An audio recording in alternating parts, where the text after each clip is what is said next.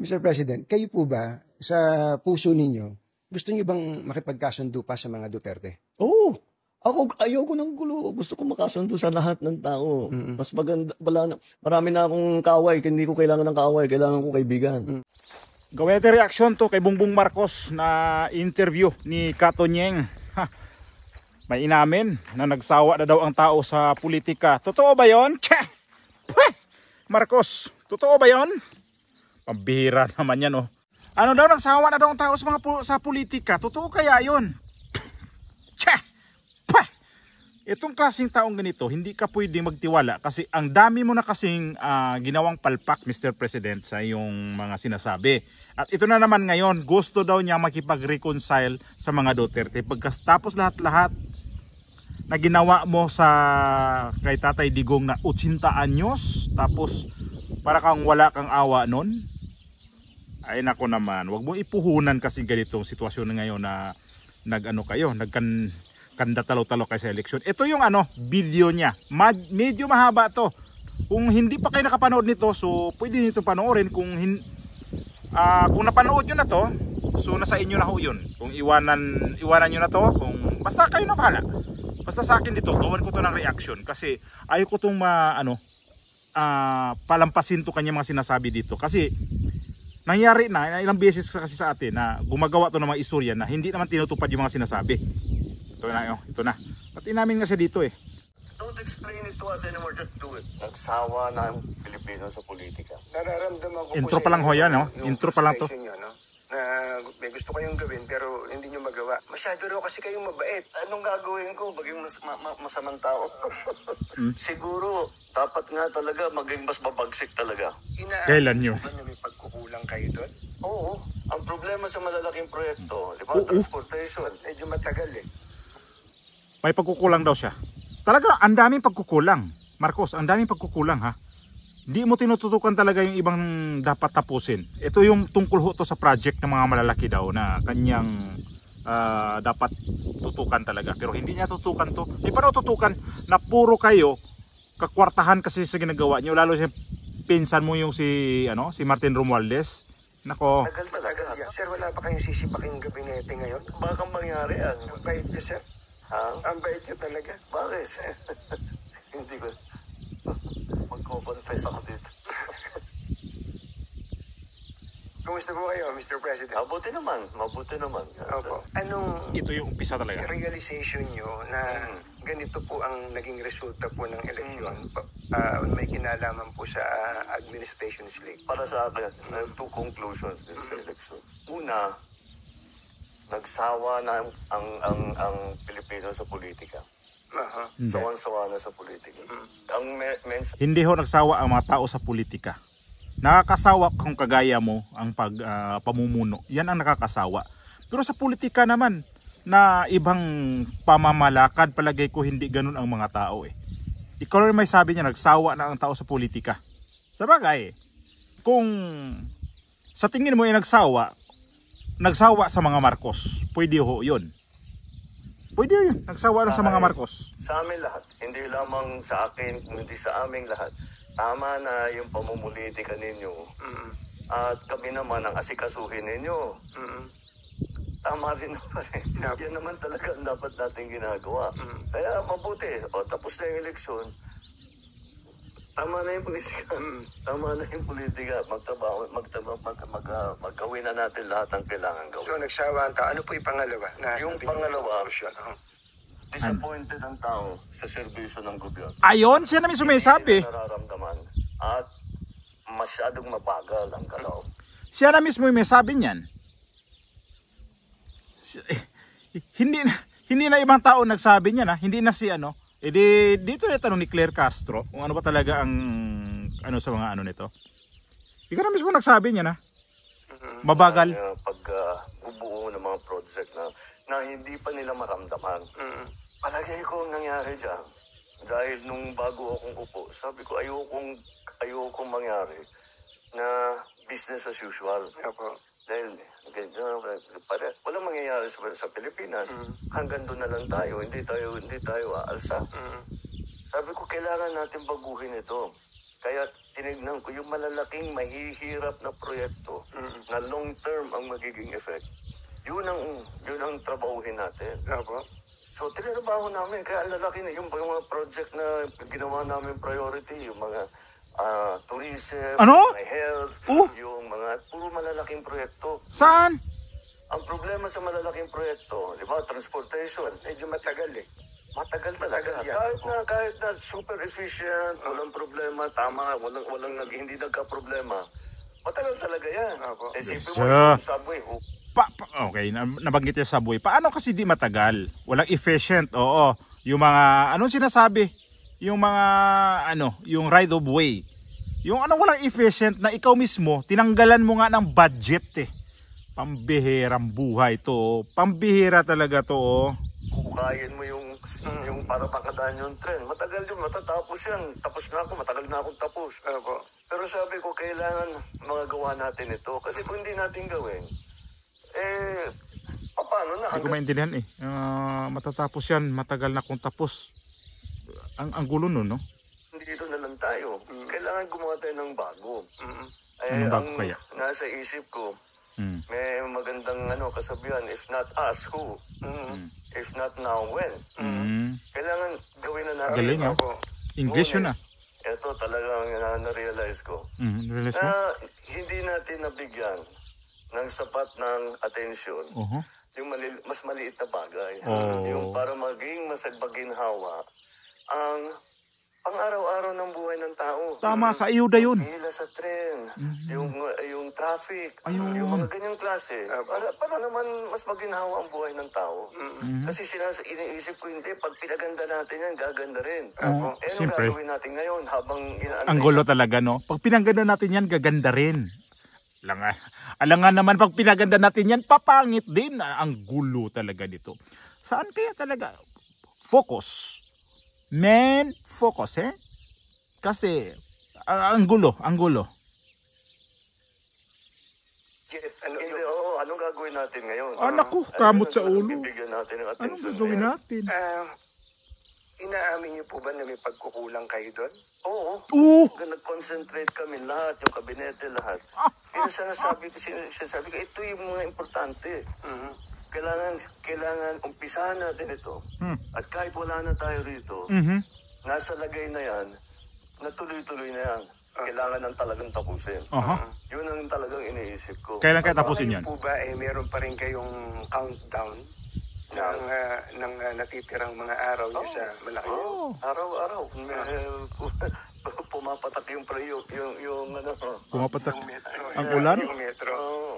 Anong nararamdaman niyo kapag napapagtingin, 1,130 plus days na lang? Ano pong nararamdaman niyo? Mukha kami na madali niya katunying na.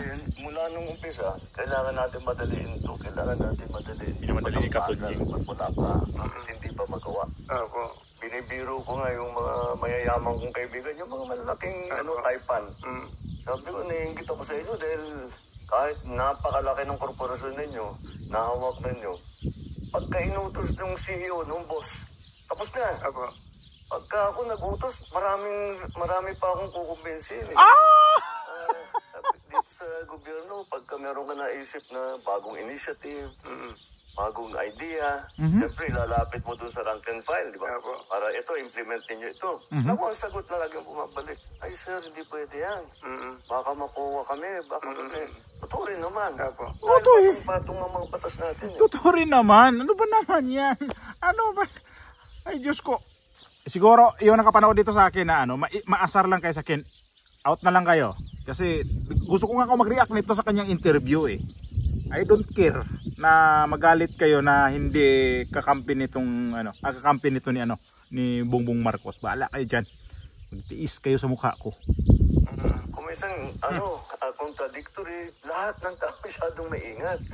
Which is okay na maging maingat. It is okay na magkaroon ng checks and balances. Pero wag naman maging paralysis doon sa bureaucracy. Nararamdaman ko po sa inyo yung frustration niyo, no? Na may gusto kayong gawin pero hindi nyo magawa. Pasensya na uli kayo, tatanungin ko lang itong tanong na to. Masyado raw kasi kayong mabait. Marami nagsasabi sa akin yan. Anong gagawin ko? Baging masamang tao. Hindi ko naman mababago yung ugali ko. Pero, alam mo, siguro, dapat nga talaga maging mas mabagsik talaga. Dahil... Bagsik to? Wala kailangan talagang maging mas efficient ang mas mabilis ang pagdating. Kasama na siguro yan sa diksyon namin dito sa naging eleksyon. Pasensya na kayo uli, ano? Inarinig nyo, may leksyon talaga ang eleksyon. Ang eleksyon, may eleksyon sa kanila. Yun. Tapos yung mga kaalyado nito, ayaw umamin na hindi daw yung leksyon sa kanila. Itong si Suarez, itong si Barbers, itong si kasama ito si Adyong, sino pang ano yan na ang dami na hindi na tinatanggap yung reason na yun. Wag na munang politika bago lang natin iwanan yung eleksyon. Can you categorically say na ayaw niyo po ng impeachment? Yung impeachment, nasa Senado na yan. Pabayaan natin sila, may proseso yan. Pabayaan natin ang proseso. Ako, basta ang nasa isip ko, tapos ng eleksyon, balik sa trabaho. Gawin na natin lahat with the new lessons learned. Papasok na po kayo sa second half, kumbaga sa basketball, papasok na sa second half. Binabanggit nyo kanina yung mga kailangan ng tao, yung agad-agad. Ako din po, yun din po ang nakita ko na agad-agad. Especially yung tungkol sa bigas. Pagkain, number 1 yan sinusumbatan kayo mula day 1 hanggang sa kamakailan lang, yung 20 pesos na bigas. Okay, tatanungin ko po kayo. Nilaunch niyo po yung 20 pesos na bigas bago mag-eleksyon. At ang sinasabi na iba, hindi sustainable yan. Patsi-patsi lang yan. Hindi maitutuloy ng gobyerno yan. Unang tanong ko po, bato ba ngayon yun lang ginawa yun? At pangalawa, hanggang kailan ba ito? Baka nga patsi-patsi lang po ito. Sige. Ang tanong, bakit ngayon lang? Kung kaya nyo palang gawin, ba't di nyo ginawa noong 2022, noong 2023? Dahil hindi namin, noong 2022, 2023, hindi pa namin kayang gawin. Bakit? Ang key dyan ay yung production. Kaya patayo namin ng irrigation, ang dami naming dam na ginawa, ang dami na naming pinamigay na makinarya. 2023, ang ani ng palay sa Pilipinas, pinakamataas sa kasaysayan ng Pilipinas. Totoo yun? Pasampa yun noong 2024. Totoo yun? Sa production, dahan-dahan, inaalalay natin. Bakit ngayon lang na tayo nagbibigay ng tulong sa produksyon? Dahil ang Pilipinas, ang mga opisyal na spoiled. Basta't import lang ng import. Tapos, yung importation yan, illegal and legal. Ang katotohanan, ang nakita namin, ang pang-control doon sa presyo ng bigas ay ang smuggled na bigas. Kaya nag-hoard. Yan. Ang una na, kung titignan ninyo, ang isa sa una namin ginawa, nag-raid kami ng mga warehouse. Itong pinakamalupit. Sinabi namin, ba't may ganito? At hindi na iniintindi, basta't puro ang import natin. Dahil ang nag-i-smuggle, mga official din ng gobyerno. Kumikita sila. O di bakit nila papalitan? Sige, pasok lang sila ng pasok. Hindi nila iniintindi ang production. Hindi nila iniintindi yung sistema. Hindi nila iniintindi ang presyo ng palay, ang presyo ng bigas, ang kikitain ng magsasaka. Wala. Kailan po itong mga nag-i-smuggle? Basta ito yung nakita namin. Nung pag-upo. Meron talagang ganyan. Nung inipit namin yung mga smuggle at rineraid na namin yung mga warehouse, nabawasan yung supply. Kailangan namin ayusin yung NFA. Lahat yan, yung mga changes na ganyan, hindi ganun kasimpleng gawin.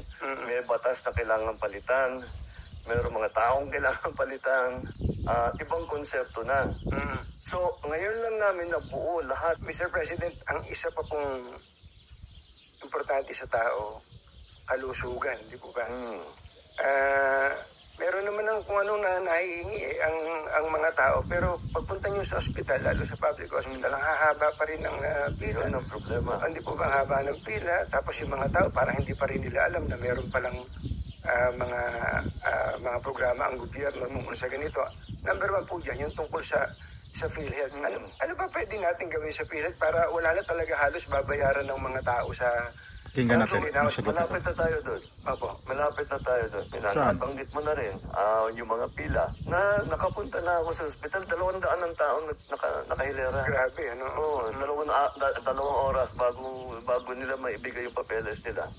Digitalization lang ang sagot dyan. Dahil pinaparami talaga natin ang member, pinaparami na talaga yung... Paano yung PhilHealth? Isa ka rin sa may pakananon na ayaw bigyan ng subsidy. Ngayon, ang daming palpak nitong mga sinasabi nito. Bibigyan ng benepisyo, hindi na pwedeng kinakamay. Kailangan talaga nasa computer na yan. Kaya yun ang unang ginagawa nitong si Dr. Mercado na namumuno ng PhilHealth, ay inaayos niya na mabuti yun. Pangalawa, tumalaki ang benepisyo na binibigay ng PhilHealth mula noong 2022 at mas malaki na ang ibinabayad. Mas marami ng serbisyo. Nandungkot nga ako, may nakita akong survey. Tungkol sa PhilHealth. Sabi niya, sana yung presidente, ang PhilHealth ay tugunan na nila yung top 10 diseases or sicknesses in the country. Alam mo kung bakit ako nalungkot? Bakit po? Ginagawa na namin. Hindi lang alam ng tao. Kaya sinabi mo, ginagawa na namin yun. Pero patuloy kung titignan talaga at pag-aralan. Sir President, nasaan ho yung pagkukulang? Andyan na pala yung programa. Bakit hindi alam ng tao? Siguro ang problema din, siguro naging problema namin. Dahil yung tao, kasama na rin yata sa analysis dito sa eleksyon. Hindi alam ng tao yung ginagawa na. Nagugulat sila kung minsan pag sinasabi namin, eto pwede na kayo dito, meron kayong ganito, meron kayong pwedeng benepisyong ganito. Hindi nila alam na may na pwede sila mag-claim ng gano'n. Halimbawa, tinignan namin ng isang araw dialysis. Sabi ko, ba't di natin pwedeng libre? Libre lahat. Kasi may binabayad pa yung nagda-dialysis. Tama po. Paano nga gawin yan? So, tinitignan namin yung numero. Kung ano yung pondo ng PhilHealth para diyan, ano ba ang pwede nating ibigay? Sa cancer, milyon-milyon na ang binibigay nating tulong. Yung siyempre, yung mga buntis, yung mga common, hindi na natin dadalhin pa sa ospital yun. Kaya nagbukas tayo ng Bukas Centers. Ang Bukas Centers, yung bagong urgent care ambulatory services. Yun ang Bukas Center. 24/7 yan. Hindi nagsasara. At yan, yung mga simpleng bagay para hindi na kailangan pumunta sa malalaking ospital. Habang pinakikinggan po kayo, halimbawa, yung nabanggit niyo yung parang digitalization, para mabawasan ng pila.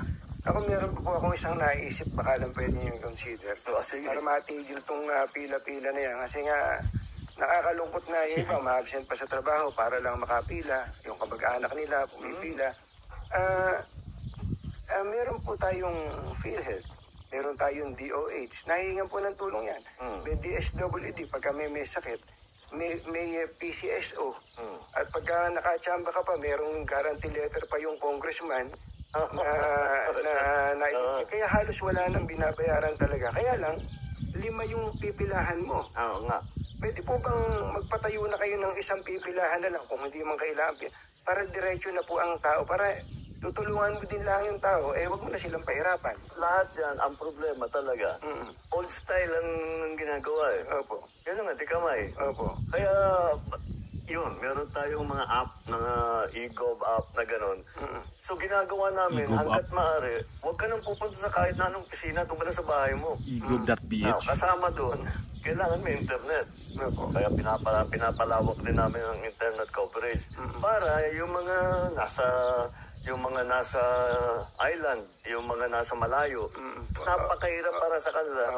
Tapos pupunta ka sa isang opisina, sasabihin, sige, ayos na ito, stamp. Anong next? Bumalik ka. Kailangan mong puntahan yung isang opisina. Uuwi yun, babalik na naman doon. Isang linggo yun. Hindi mo naman pwedeng iwanan yung bata. Pinakamahirap doon ay buwagin yung sindikato. Dahil ang sindikato, kasama na dyan yung police, kasama na dyan yung local government. Laking pera . Ang laking pera talaga nila. Ang dami nilang pera. Kaya kahit sa'yo, yung mga judge, kaya nilang bilhin lahat. Prosecutor, kaya nilang bilhin lahat. walang panama yung sweldo nila sa gobyerno doon sa binibigay ng mga sindikato. Kaya yun ang binubuwag namin, yun ang pinaka-importante.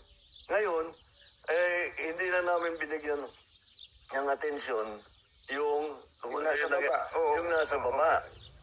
So, dahan-dahan bumabalik kasi sabi ko yung operation natin, kailangan malaking seizure. At saka nakakasuhan natin at naikukulong natin kung talagang guilty. So, ngayon, in the same vein, part of the lesson of these elections, let's go back to yung sa grassroots level. Na kung inaalala ng tao, sinasabi, nabalikan dito, asikasuhin natin. Huwag na sige, tuloy natin yung malalaki. Tuloy natin yung mga, ikukulong natin yung mga sangkot dyan sa... Pero, tignan muna natin yung mas small offender. Sinabihan ko na ang DLG, nakausap ko si Sec. John Vic. Sabi ko, tama rin naman. Kasi hindi maganda tignan yung lugar mo. Maraming nagbebenta, maraming... Ayun na. Ano sabi niyan? Doon sa mga maliliit yung gumagamit. Halimbawa sa mga barangay, sa mga kalye-kalye, ang dami dyan na ganyan. Yun ang targetin na nila ngayon. O di ba? Effective kayo kay Tatay Digong. Nag-focus lang daw sila doon sa matataas, hindi sila nagfo-focus doon sa mga maliliit, doon sa mga offender. Ngayon, gusto nila, yun ang gagawin nila. Sabi ko, tama rin naman.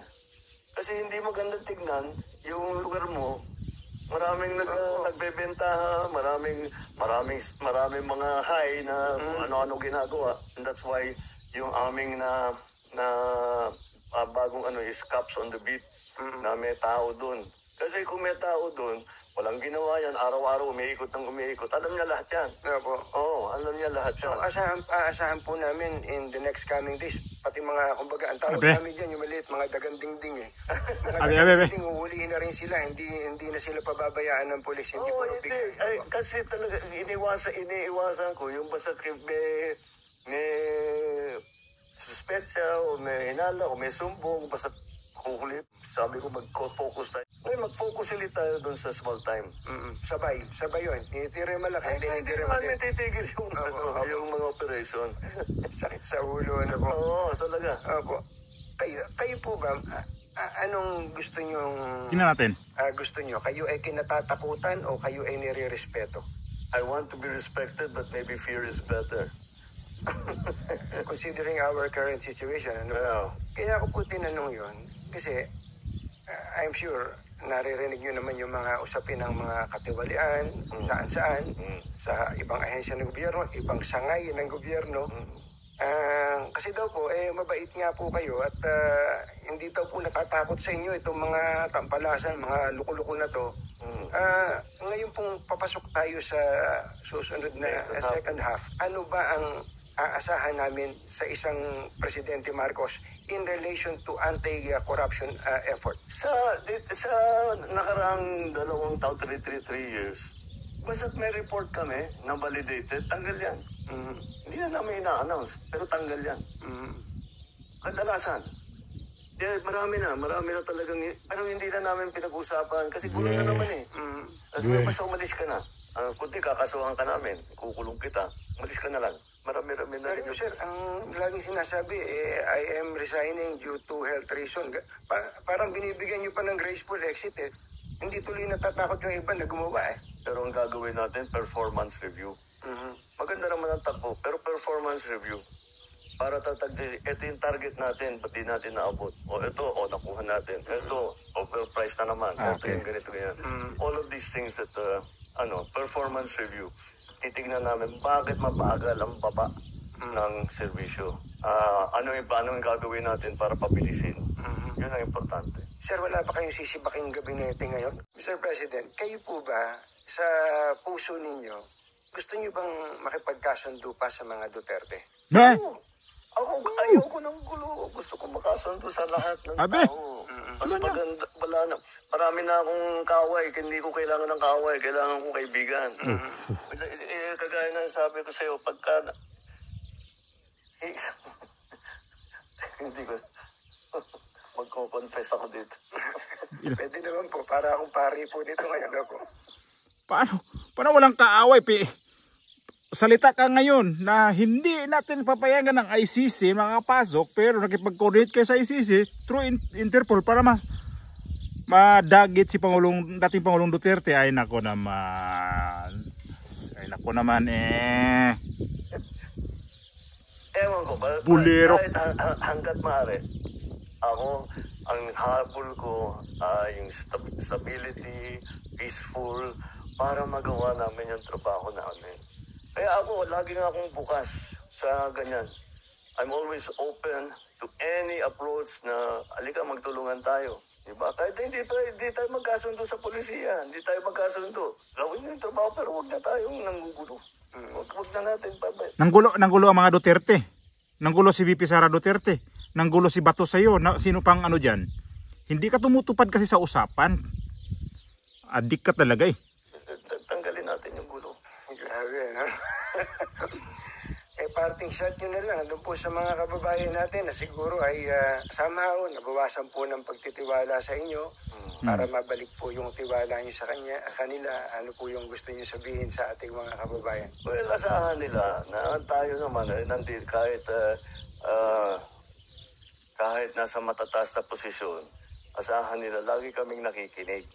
Lagi kaming nakikinig sa kanilang hinahin, sa kanilang nagiging problema at tinahanapan natin ng long-term solutions. At ngayon, talagang palagay ko sa kanya mga sinasabi, kung iyong titingnan ko, mukhang kunti-kunti lang talaga yung gusto ko doon sa mga sinasabi niya. Although parang wala eh. Kasi alam ko naman kasi, ito mga sinasabi nito, puro na to pakana lang na pangpaloob lang to ngayon na natalo sila sa election. Kaya to siya nagpa-interview kay Kato Nieng. Although marami kong kinakat doon sa mga interview na kasi wala na eh. Parang di ko na rin masyado kung ano yan kasi iba, parang kwento na lang kasi rin yun eh. Yung kinukuha ko na lang yung ating pakinggan kung talagang totoo ho ba. Pero para sa akin, ito yung kanyang ginagawa nga pagsasalita.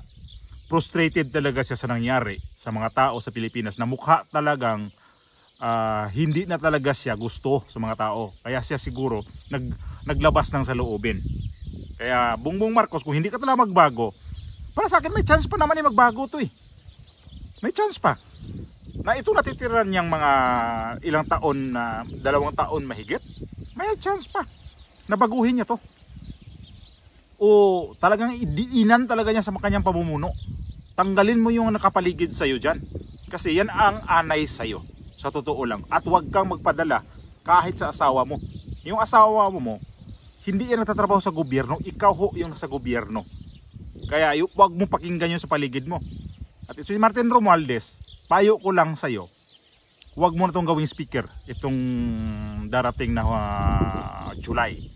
Kasi yan din ang pinakaanay sa'yo. Yung nasa paligid mo ngayon sa Malacanang.